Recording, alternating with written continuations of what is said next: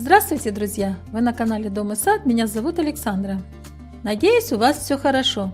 Хочу спросить, вы уже сделали заготовки из яблок на зиму? Если ответ отрицательный, и еще вы решили посмотреть это видео, значит стоите перед дилеммой.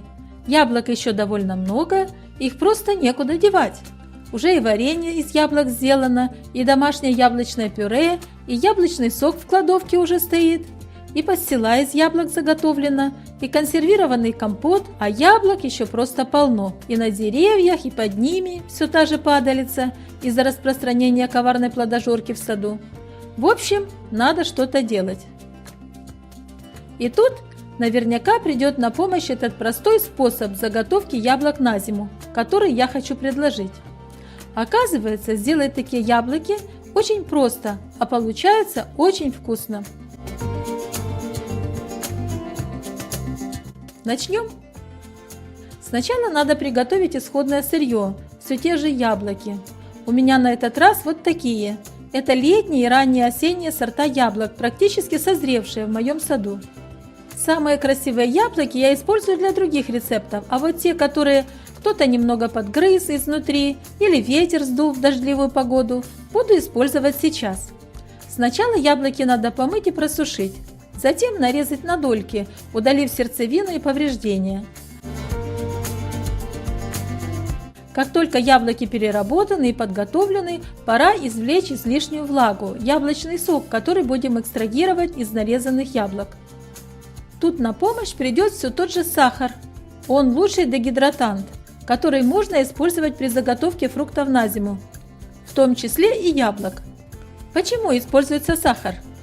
Он мастер в обезвоживании яблочной мякоти, клетчатки, наполненной соками. Сахар разрушает клеточные мембраны и начинается выделение внутриклеточной жидкости, то есть яблочного сока.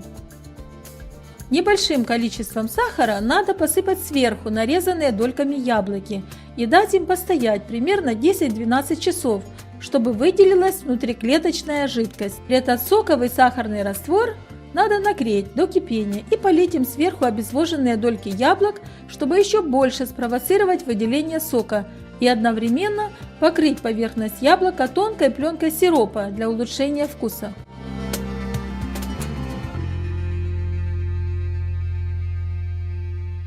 Сушку лучше всего организовать в дегидраторе или в электрической сушилке.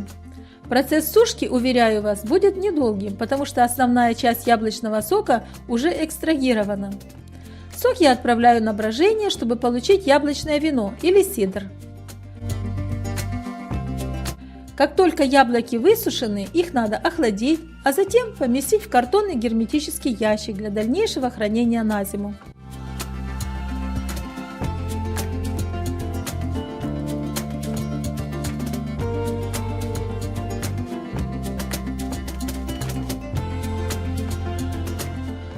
Ну что ж, сухофрукты из яблок готовы, можно заварить чашечку чая и приготовиться к дегустации. Поверьте, это очень вкусно. Я так заготавливаю яблоки на зиму каждый год и наслаждаюсь их вкусом до нового урожая. Надеюсь, видео было полезным и познавательным. Спасибо за просмотр, лайки и комментарии. Не забудьте подписаться на мой канал и поделиться этим видео в соцсетях. Я буду вам за это очень признательна. Увидимся!